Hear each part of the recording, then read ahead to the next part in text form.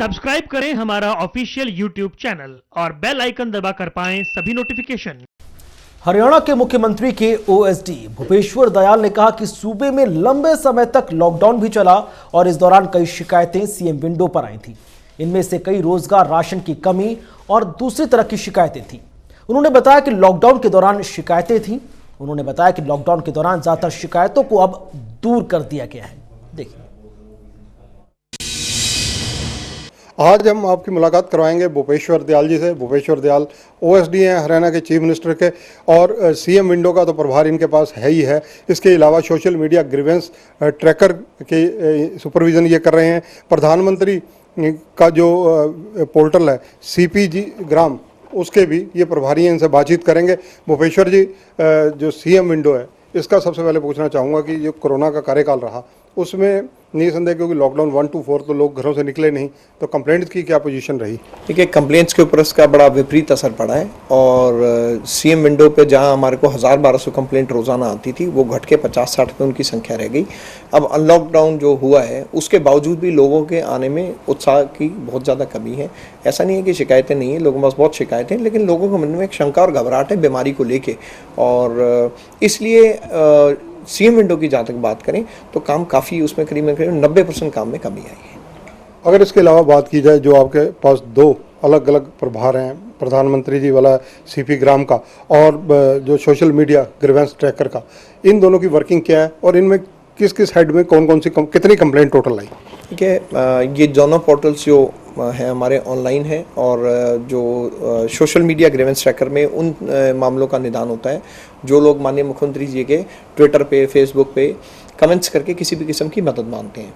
इस दौरान उन शिकायतों में काफ़ी इजाफा हुआ है और एक क्रमबद्ध तरीके से उनका हमने बहुत हद तक कोशिश की है कि उसका किसी तरीके से समाधान भी किया जाए। सोशल मीडिया ग्रीवेंस ट्रैकर पर हमारे को कोरोना से संबंधित, हालांकि और शिकायतें बहुत आती रहती हैं, केवल कोरोना से संबंधित 5629 मामले हमारे पास आए, जिनका पूरों का यानी 100% का हमने जो निराकरण है किसी भी तरीके से हमने 24 घंटे के अंदर अंदर किया है। इसमें लोगों की शिकायतें ऐसी भी आई होंगी कि हमें खाना नहीं मिल रहा, वेतन नहीं मिल रहा, इसके अलावा और तरह की शिकायतें कि हमें तनख्वाह नहीं दी जा रही। इसमें विभिन्न किस्म की शिकायतें ये थी चंद्रशेखर जी कि खाना न मिलने की शिकायतें थी 1447, और आवागमन के पास इशू होने में या उनकी मांग में या उनके देरी होने की शिकायतें थी 1248, और जिन लोगों ने मेडिकल हेल्प मांगी किसी भी तरीके से कोई अस्पताल में दाखिल होने के लिए, वो सब मांगी है 341, और नौकरियों से संबंधित भी शिकायतें आई। इसी तरीके से सैनिटाइजेशन को लेकर भी शिकायतें आई, और स्कूल फीस को लेकर भी कई शिकायतें आई। इसी तरीके से वायलेशन ऑफ लॉकडाउन जो पड़ोसी करते हैं या कोई भी करता है उसकी भी शिकायतें, अन्य शिकायतें भी आई।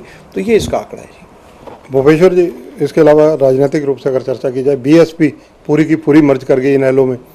इलेक्शन तो 4.5 साल अभी समय पड़ा है, किस रूप में देखते हैं? देखिए, अपनी हताशा को दूर करने के लिए दो ऐसे लोग, बीएसपी तो नहीं, बीएसपी की स्टेट यूनिट में जो भारती जी थे उनके और दो पूर्व उनके प्रदेश अध्यक्ष जो थे, उन्होंने इनेलो को ज्वाइन किया है।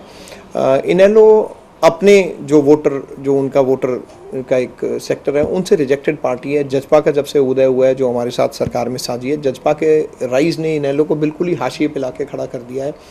आज इनेलो ज्वाइन करना किसी के लिए भी बहुत बड़ी खबर है, शायद इसीलिए आप इस सवाल को पूछ रहे हैं। इसी तरीके से बहुजन समाज पार्टी के अंदर जो हमारे दलित वर्ग के साथी हैं, उनका विश्वास जो है वो बिल्कुल ही ख़त्म हो गया। चाहे वह उत्तर प्रदेश की बात कर लें जहाँ से बसपा चलती है, या पूरे देश में दलित समाज में का कोई विश्वास बीएसपी की वर्किंग में रह नहीं गया। तो ये डिजेक्टेड दो एलिमेंट क्या है कि इन्होंने अपनी एक कन्वीनियंस को करने के लिए, थोड़ा बहुत अपने आप को बचाए रखने के लिए, इन दोनों ने आपस में ये इकट्ठे हो गए। मेरे ख्याल इसको कोई बहुत ज़्यादा वजन या तूल देने की आवश्यकता नहीं है। गुरुग्राम, फरीदाबाद, सोनीपत, एनसीआर एरिया अगर देखा जाए तो हेल्थ इमरजेंसी वाले हालात हैं वहाँ पर, जिस प्रकार से पेशेंट कोरोना के लगातार विस्फोटक स्थिति में आ रहे हैं। देखिए, इसमें कोई शक नहीं है कि एनसीआर रीजन में जो हालात हैं वो बहुत अच्छे नहीं हैं।